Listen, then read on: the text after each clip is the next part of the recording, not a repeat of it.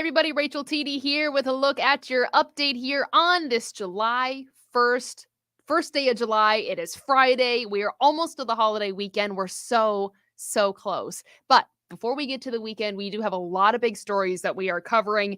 And first is some breaking news out of the state capitol. The New York State Senate has passed a series of gun restrictions, which have banned firearms in many public places. All of these restrictions come only a week after the Supreme Court overturned New York's old concealed carry law. This ruling makes it easier for people to carry handguns in public. The new bills passed today will require people applying for handguns to turn over their social media accounts for official review. Applicants will have to provide multiple character references and take 16 hours of firearm safety training. Dan Levy has been following this all day long. He's going to bring us a live update tonight on News Channel 13 Live at 9 on WNYA and more on News Channel 13 Live at 11 on WNYT. Obviously, this has a lot of people upset, especially about the social media account review. So very contentious topics, a lot of angles to this. So we'll be sure to break that down for you tonight at 9 and 11. We also have a breaking update on a case that we've been following for a while. This is the case of Jordan Young. This was the man that was shot by Albany police when they say he rushed at an officer with a knife in his hand. He was indicted by a grand jury on felony charges today. This was one count of aggravated assault of a police officer and one count of menacing a police officer.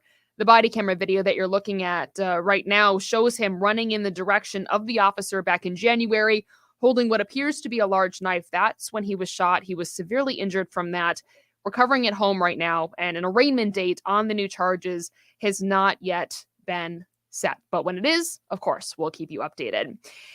And we're talking about the heat. It is a scorcher out there. My car thermometer said 91 degrees today. Reid will have an official reading for us here in just a second. But because of the heat, holiday weekend, a good way to maybe avoid some of that, of course, is the Troy Pool, which is now open for business, located between Harrison and Tyler Streets, open to all Troy residents from 1 to 5:30. Children under the age of 18 must have an adult with them. They're also offering free lessons for those under 17. They run from July 18th to August 13th. People do have to register in advance for that. And the person who was out at the pool today, Reid Kisselback. Reid, I'm going to bring you in here. You, lucky you, got to jump in the pool today. Worth it. 100% worth it, Rachel. It was 91 to 94 range while I was out there. And after an hour of being out there, it definitely felt like it was long overdue to jump into the pool. So definitely worth it for sure. That was great TV at 5:30 or so. I did notice, though, that you dried off really quickly, though, because we saw you again the next half hour. I dried off in less than 20 minutes from just the sun alone. I didn't really even have to use the towel. It just literally dried me out within 20 minutes. It's pretty impressive when it's that hot and it can do that, for sure. It's the if best it was humid, cooler. That wouldn't have happened. But yeah. Right. Exactly. Yeah. And so is the humidity going to stay low like this? So no, the humidity is going to go on the rise, and the heat's actually going to drop down as we head into the weekend. And that's actually all coming from this front that's pushing towards the region right now. It's going to slowly and steadily do so. Do not be surprised as we start to head into the overnight period if we get a few pop-up showers in the mix. As this line, like we said, very slowly and steadily pushes through the region, it's going to bring some more humid conditions in as well. Tracking it on the hour-by-hour forecast overnight, you can start to see some showers pop up, maybe even a rumble of thunder. And as we get overnight and into the start of the day tomorrow, you can see the front starts to slowly push on through. It looks like first thing in the morning we'll have several rounds of some heavier and steadier rain, maybe even a few rumbles of thunder, but not on the severe side. As we get towards around early morning hour, that line pushing a little further south. So many of you waking up first thing in the morning on Saturday will be seeing some rain showers in the mix. But this is where it gets interesting for us. Behind the front, we start to clear out as we get into the afternoon. So areas up north, Saratoga, Warren County, Washington County, Hamilton County, even parts of Fulton County are done and dry by noontime. And as we head into the evening, that front is going to continue to push further south.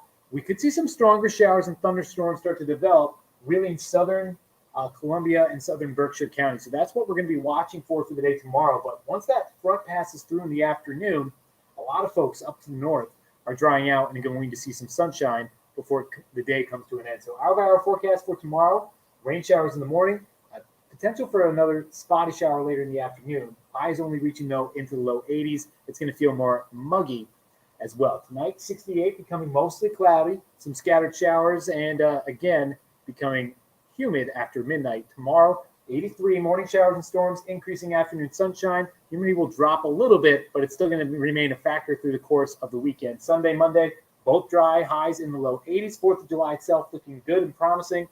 Chance for showers and thunderstorms on Tuesday. Still keeping us in the low 80s, though, for the rest of the week ahead. We're dry Wednesday, and then another round of showers coming through on Thursday, Rachel.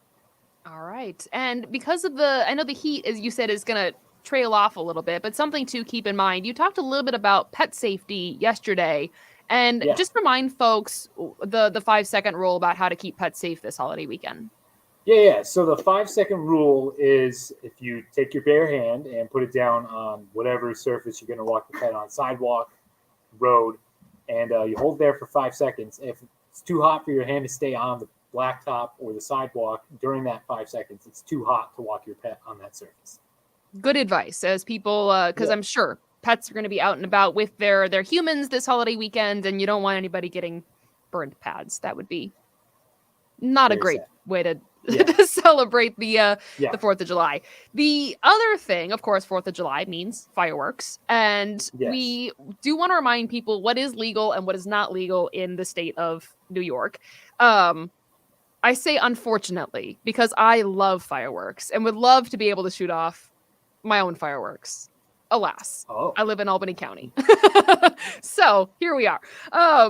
So a reminder to folks, though, that the firecrackers, bottle rockets, Roman candles, spinners, aerial devices are illegal statewide.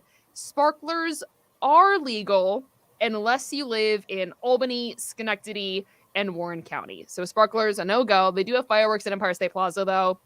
And we're airing the Macy's fireworks show right here on News Channel 13. So people can watch it there. But I will say this, growing up, so I'm from Minnesota, obviously, so the rules are a little different, but we were in rural Minnesota, and my grandparents were on a lake, and the rule was that you could have the fireworks in your yard, but not the ones that, like, shoot off into the air and explode, the big ones, right? Makes sense. The people, we never did, but the neighbors would shoot off the big ones that exploded over the lake. Did the police ever come and get them? I don't think so. So while we never partook, we did enjoy their sharing of their fireworks. It's that time of year where you get to enjoy other people's fireworks, even though sometimes it's not necessarily the correct fireworks at the time that you see them.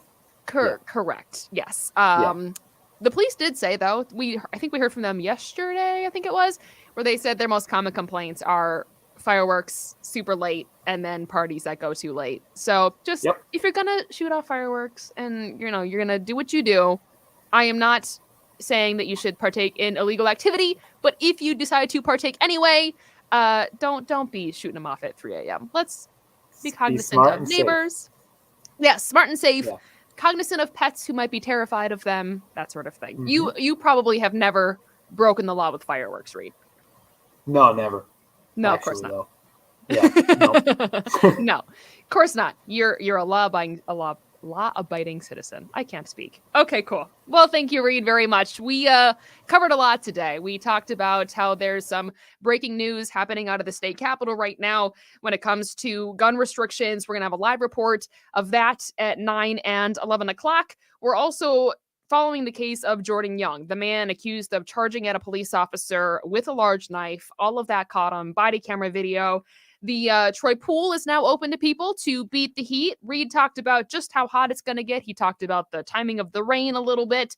And then we talked about what fireworks are legal and not legal in New York State, as well as individual counties for some of the sparklers and whatnot. So, of course, coming up at 9/11, we'll have a lot more for you. But in the meantime, I hope everybody has a wonderful and a safe holiday weekend.